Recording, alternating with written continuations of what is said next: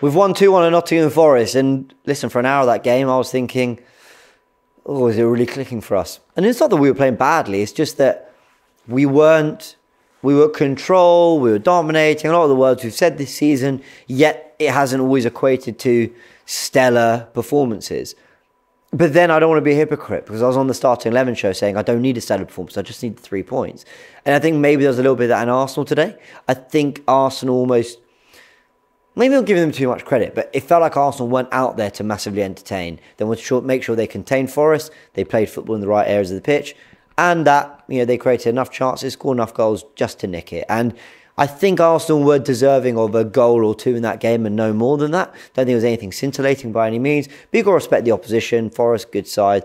They've sort of, you know, beating United very recently, beating Newcastle at St James's Park recently. They're clearly a good team. They've got some talented players. We saw that on the pitch. But you still want to see a little bit of intricacy from Arsenal. But then we had that against West Ham. We had that against Liverpool. You know, we were creating chances and we end up losing those games. So Arsenal are a funny team. Like, you don't really know what you're going to get. Even when we have been at our blistering best, playing some really scintillating football, and we've won the game, it's been a 2-1 against Wolves and a 2-0 against Brighton, where I felt we were deserving of much bigger wins. Sevilla as well was another 2-0. I thought we played really well to deserve more. So funny side Arsenal in terms of evaluating performances with results. But the big thing tonight is the result. And I don't want to, that's kind of all I'll say on the performance. What I do want to talk about is going to Forest, getting another win 10 days after the last one, which was Palace. And now, when was it? It was at 3rd of Jan or whatever it was. We played Liverpool. We played really well. Got knocked out the cup. And things were looking really down. And listen, I'm still disappointed about the exits of the cups. I'm still frustrated about that kind of period of 6-7 games we had, you know, in and around Christmas. But Arsenal, in a weird month where you can't really... It was an opportunity to take some time away and come back fresh. And I think Arsenal did look fresh in these games. They didn't look tired. They didn't look fatigued. They didn't look out of focus in any way. But at the same time, it's not an opportunity for building momentum. And after Palace, I'd have loved this game to have come 5-6 days later. It didn't. So you take the opportunity of rest, you build, you train, you work hard on things you're not doing brilliantly. But then when you go away to Forest or whoever in the Premier League midweek, you just want to come out with a win. I think we did that. So I don't know how I feel about Arsenal. I don't know if I feel like massively enthused, like, okay, yes, we're back on track. You know, win away from home and a 5-0 win at home before that. You know, plenty of reasons results-wise to feel that way. But there's still something not quite right, but that's okay.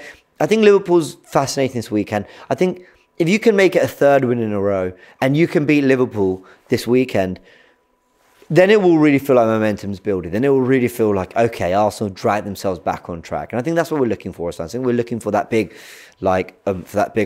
okay, like I'm locked in again. I don't mean locked in from a pure and utter belief perspective. I think as fans, we're all totally devoted and you know, on this journey with Arsenal, and we'll watch every game, whatever. But I'm talking about that little bit extra makes you go, I'm in. I believe we can do it. And I think Liverpool provides a perfect opportunity. I'm not sure, unless we utterly blew Forest away tonight, I think it was about getting the win, and then we looked to that weekend. So this weekend's massive. We'll be previewing on AFTV. Go check out all the videos. Do you get what I'm trying to say?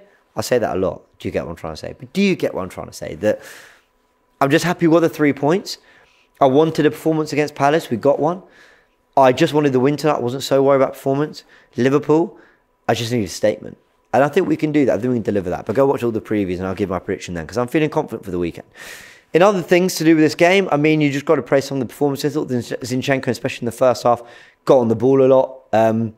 He was just the one who looked like he was trying to play the ball into somewhat dangerous areas. He was crossing at times. He was just trying to actually be the one that just made them think. That made the opposition, the defenders, move out of position and do things. There's nothing scintillating. It wasn't Zinchenko at his best, but he certainly looked the more adventurous of the players out there. I thought Saka was constantly having a go at his wide man, as was Martinelli. Tricky job, but they both had some joy at times, especially Bukayo Saka. Delighted he got the assist as well. I think his performance is perhaps a touch underrated. I think it will be looked at as, you know, a solid Saka performance, but I actually think he was pretty good tonight, and fair play to him. Worked incredibly hard as well as all the players did. And Jesus, I mean, Jesus is such a funny player because, you know, first half he was kind of flirting with kind of being involved in the game, then he wasn't really, and it was like, you know, is he coming or going here?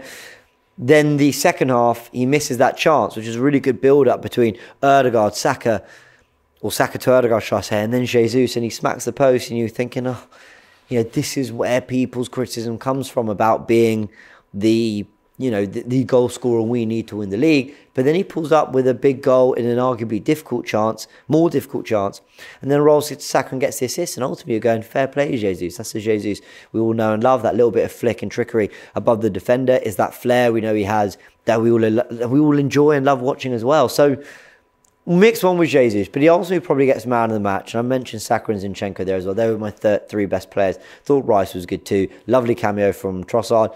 And otherwise, you just say well done to the players because they worked hard, certainly. Were they scintillating? No. But did they largely have command of that game? I think that's fair to say. And I think as I sleep on this, I'll probably wake up tomorrow going, no, you know what? There was plenty of positives from that win against Forest. Don't be deflated by a fairly uninspiring first hour, which it was. But who cares? Away game in the league. You got the win, 3 points, two on the bounce now, and Liverpool come on the weekend. So, like I said, check out the previews for the Liverpool game this weekend. You'll then find out how we're feeling really in terms of confidence score predictions and all that. I just think Arsenal still have more gears to go. And if they get into those gears, having stayed with the pack already, without being at the sort of levels we saw last season, then I really think there's something we can do here. But let's see. One game at a time, and it's Liverpool next.